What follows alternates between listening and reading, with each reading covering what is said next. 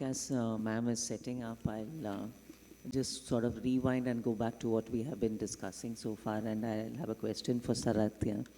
Yes, Sarath, I think when the common difficulties which we face is when we are monitoring peripheral ulcerative keratitis requiring systemic therapy. Do we need to, how do you decide when you will use immunosuppressants and when you will need to use biological agents? Sarath.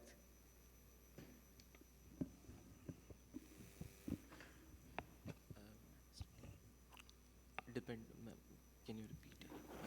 When would you like to use biological agents or immunosuppressive agents? In cases, immunosuppressive agents are generally in the acute phase where you want to start the steroids initially and then use the immunosuppressive agents along with that. In patients who don't tolerate immunosuppressive agents, or if you want to keep for a longer duration, I would like to go for a biological agents where the side effect profile is very less, but the problem with the biological agents are they are expensive and might not be available for everyone. Okay, can I have my slides, please? Yes. So one thing, if you find interesting, whenever you go to these talks of PUK or corneal melts, everybody ends up showing similar pictures. So there's something to do with the pathology. So everybody would see that often either there'll be a little round knuckle or there will be the crescentic. So there's something which just intrigues me as to something with either the disease process or the corneal anatomy and physiology, that this is how the shape looks. And as we know, what are the indications where you would have to go for your surgical technique? And I'm just going over this because these various decision-making process has gone through the cases that I will illustrate. Dr. Sharath, I think, mentioned the doxycycline. So the corneal melting, it is good to also support with adjunctive therapy such as vitamin C and doxycycline. Doxycycline is a matrix metalloproteinase inhibitor, and it reduces the melting process. So you can use BD, 200 milligram BD for 2 weeks and then OD for 2 weeks.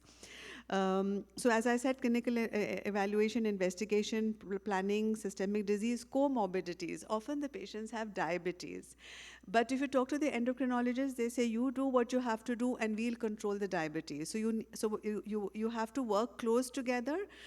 If you have to give the steroids, you just have to give it because it's a sight-threatening disease. And in judicious use, of course, not everybody will give very high dose. But when required, then the endocrinologist will then put the patient on insulin and closely monitor, etc. So medical therapy, surgical procedures, and then don't forget rehabilitation. So after one has gone through all this, then long-term monitoring and follow-up to see what happens afterwards. And when we talked about the various topical therapies, so cycloplegics and additional anticoagulanolytic agents, and then systemic diseases as well. Sometimes they are really lethal systemic vasculitis syndromes, and usually it is the ones associated with a neck scleritis. So it is POK along with scleritis, and technically all of them will have a certain element. So scleritis is at a risk, so if a patient of scleritis, they will have a risk of getting POK, and correspondingly with POK, there's a strong likelihood that they'll have underlying scleritis, so watch very carefully. And so here are the case studies and the evidence-based, okay? So as I said, that you have this kind of a picture which could be a complication because often patients will have gone through different stages, come from different areas, and a lot of delay may have been there in initiating the treatment. So therefore, they may have an associated infection as well.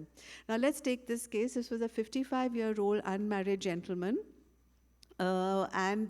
Normally we don't take a history of high-risk behavior, alcoholism, etc. But the way the history, the disease progressed, in retrospect we'd ask. So this is again a lesson to us that when taking a history in these cases, don't forget to ask details about other diseases. So this is what the patient had. He had a vision of 5/60 in the right eye and hand movements close to face in the left eye. And there were iris nodules, there was a pupillary membrane, There was aphakia in the right eye. In the left eye also he was aphakic with no past history of any surgery, and there was a pupillary membrane, and then there was this PUK with necrotizing scleritis. And the right eye also showed some scleral nodules suggestive of nodular scleritis. So ocular features, it was a bilateral disease, there were element of scleritis, there was anterior uveitis, and there was aphakia. And then on systemic investigation, he also had a genital ulcer. It was a single oval-shaped ulcer. This was done by the dermatology and BD clinic, and it was painless and indurated. So with all this, we had the background that, and of course, the pupils were not dilating. One couldn't visualize the posterior segment easily, but there were posterior dislocated crystalline lenses. Specimens were sent for microbiology and autoimmune screening. He was treated empirically. Started with fortified antibiotics and homatropine, vitamin C, doxycycline, ciprofloxacin, and ranitidine. As I explained, doxycycline, the rationale. And he had low hemoglobin, possibly because of poor nutrition, because of chronic alcoholism and not a good socioeconomic status. He had abnormal LFT, splenomegaly. So we thought of tuberculosis, we thought of syphilis, and these were the two top conditions that we thought about. And the patient was treated, in the process of getting all these investigations done, the patient started improving. So day one, and then his vision also improved, and so and the genital lesion also showed reduction in size and in duration. And on checking up, ciprofloxacin, ciprobid, is one of the agents which is effective against treponema. So though we hadn't treated him with penicillin, we hadn't come to a definite diagnosis, but this was a case of syphilis. This is another example of a different patient, 47-year-old male with Sweet syndrome. He was diagnosed Sweet syndrome, which is an association of tuberculosis. He presented to us with sclerokeratouveitis and secondary glaucoma. This is what it looked like.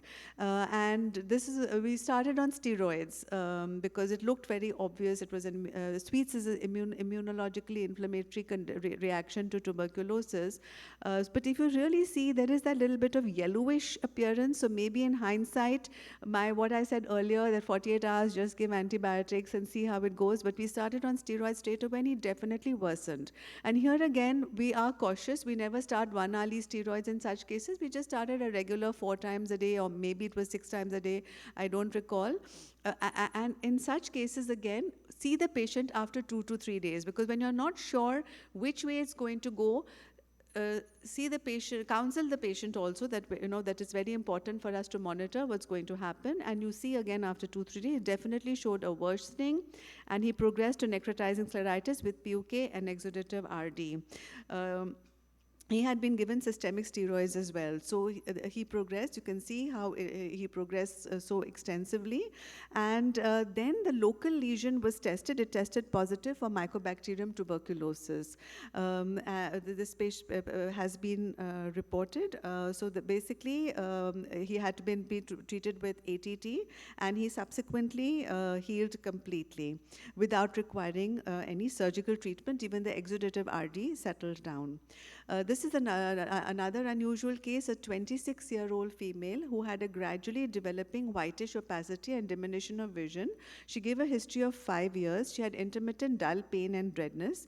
Provisional diagnosis was difficult. She had disc edema with scleral thinning and hypotony. So there was some kind of a communication and a leaking of the fluid from the eye. And her vision was 2/60 in the right eye and 3/60 in the left eye. MRI brain had shown hypophysitis, and we finally felt that it was a non-ulcerative perilimbal keratoscleromalacia, because there was no active inflammation or any active infective pathology going on, with hypotenuse maculopathy. She was 26. One was hesitant to operate, but because we tried the doxycycline, vitamin C, and hoped it would settle, but no, the vision progressively worsened.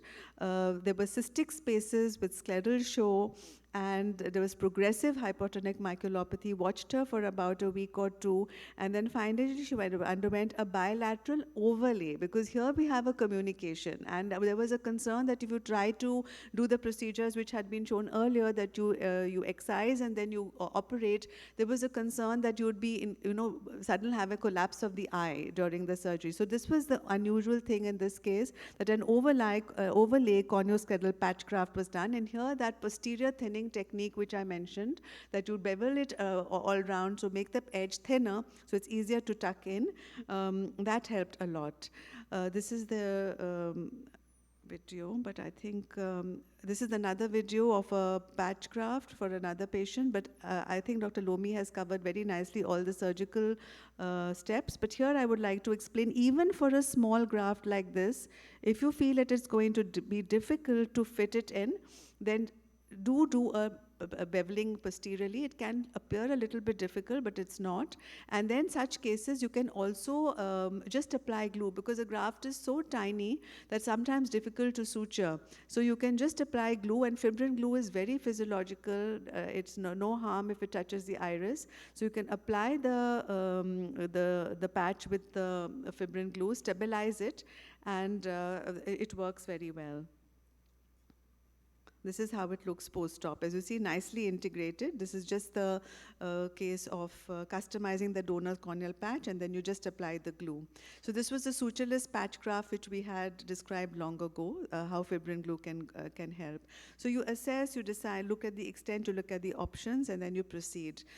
This is the various options for surgical treatment, and then rehabilitation. Sometimes you may even have to consider keratoprosthesis. So preoperative planning, we have this algorithm that we have reported in Konya 2002. There's a therapeutic and tectonic role. And photo ASOCT, I would like to say, is another useful tool, because it helps you to look at associated scleritis. So this is very useful, and in vivo confocal microscopy can also help in such cases. Now, talking about another patient, this is a surgical case that Dr. Lomi showed. 13-year-old female had a diminution of vision for near and distance for 10 days.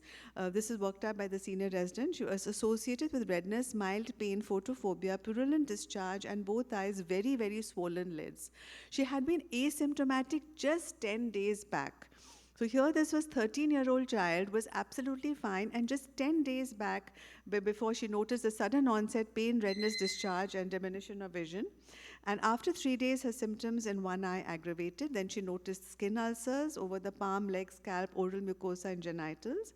She consulted a private hospital and diagnosed acute mucopurulent conjunctivitis, suspected gonococcal, and was treated with topical fortified antibiotics as well as oral antibiotics with anti-inflammatory medicines, which I thought is a good diagnostic possibility given the cause. However, it would have been good if a conjunctival swab or a scraping had been done at that time, but she had no response at all. But it is important to look at the journey that the patient has gone through before coming to you. So this was helpful for us to know that adequate antibiotic therapy had been tried, and she had shown no response at all. There was no history of any systemic illness, no previous episodes. Everything that possibly we asked for was negative. And she had this oral ulcer, and she had this kind of appearance on the edges of her mouth. She had, this is the lesions on the scalp, on the fingers, there were these ulcers, and then on the toe, different places. She was conscious, cooperative, and her systemic health was otherwise all right. This was her vision, 612 in the right eye, and just hand movements in the left eye, and these were her appearance of the eyes. So it was really, really a very dire state, very, very severe disease. Everything else, as I showed you, and then she was started on topical steroids as well as antibiotics, and gradually the patient responded. There was a clear lens, and ultrasound and conjunctival swab was negative. So we went systematically, made sure we ruled out infection, then started the topical steroids, investigated systemically mucopurulent conjunctivitis with PUK. Then so this is the sequence that we followed. Dermatology and immunology consultations were done, and finally Behçet's or a vasculitis sequelae was suspected, and she was treated with dapsone, azoran, and visalone, and repeat blood. And meanwhile, of course, she had the surgery that was explained because one eye was really, and the patient did well till the 4th day post-op. Then again, she developed this peripheral ulcerative lesion, and there was wound gape which was present. This is how it started melting. So a repeat patch graft was done. The repeat patch graft was done by Dr. Lome under GA. And skin lesions improved after treatment, and this is how the patient did subsequently. This is how she was 2 years after treatment. Discussion, these were the various possibilities that were considered, but eventually we came to the right diagnosis and the patient did well. So with that, I'll stop here because we have 5 minutes left for discussion. We wanted to basically show you there is a kind of a sequence that you expect and a certain known differential diagnosis, but sometimes unusual things do happen. And with combined shared care, one is able to give a good result. Thank you. Do we have any questions from the audience?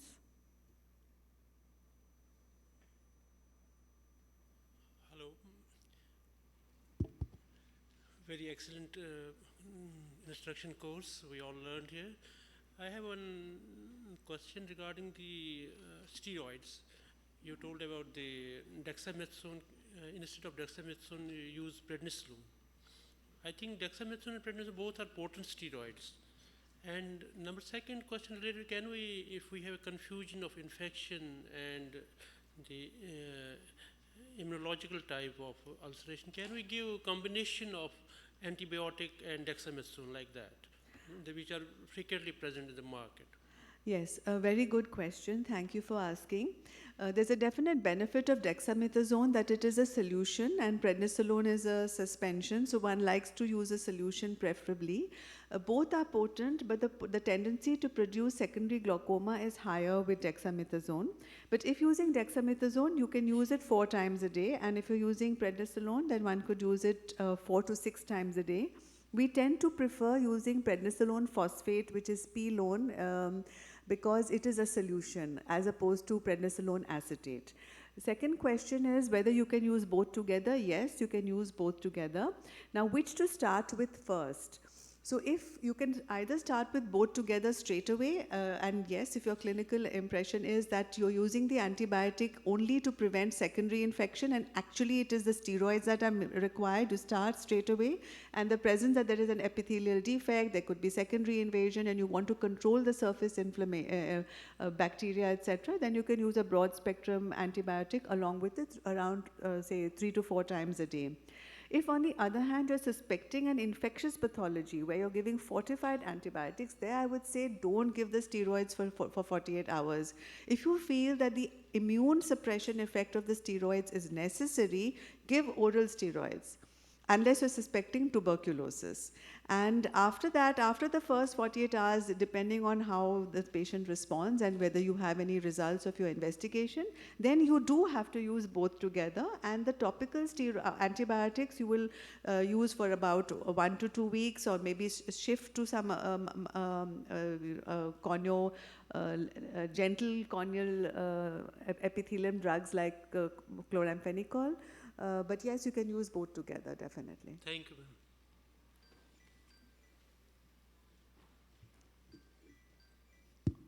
Thank you, madam. It was a very nice instruction course. Like, what is commonly available in the market is the prednisolone acetate versus phosphate. Is there any difference in the efficacy between the two? No. And again, I apologize to any of the pharma companies. I have no financial interest in any product. Prednisolone acetate is an excellent steroid. It has good penetration into the anterior chamber, and that is why it is beneficial. So there's no problem at all. You can use it 4 to 6 times a day, and you're right, prednisolone phosphate is less available. If you, for some reason, do want to give a solution, as doctor correctly said, you can use dexamethasone as well. Thank you, madam. Hello, ma'am. How do we approach a case, a contact lens wearer with a peripheral corneal ulcer? Yes. So contact lens wearer with a peripheral corneal ulcer. Normally with contact lenses, we usually get a central ulcer, but you're absolutely right. You can get a peripheral ulcer. First thing is often if it's a patient who's wearing a disposable contact lens, the first thing they've done is they've thrown away the contact lens. So in that case, you must send a culture from the not only the ulcer but also from the solution and the case. In case they haven't thrown away the contact lens, and the contact lens also should be cultured. Since it's a patient wearing a contact lens, it is better to err on the side that it is likely to be infective. So give fortified antibiotics for first 2 days. And usually from the appearance, you can tell whether you suspect a gram positive or gram negative, but you would give broad spectrum topical antibiotics. And rarely a contact lens may have been an ill-fitting contact lens, so they may have had hypoxia, and it may have maybe a sterile melt, or sometimes they're using the contact lens because they had rheumatoid arthritis and they had a sterile corneal melt, and that is why they're using it. So then you have to think that it may be an associated systemic pathology going on. So don't give the steroids straight away. Wait for 48 hours. Wait till you get the culture reports. And explain to the patient why. Yes. Okay, so with that, I'd like to thank all my co-instructors, Dr. Vanati, Dr. Lomi, and Dr. Sarat, and the audience for being present here, and the audiovisual team and the hall coordinators for making sure everything went smoothly. Thank you very much.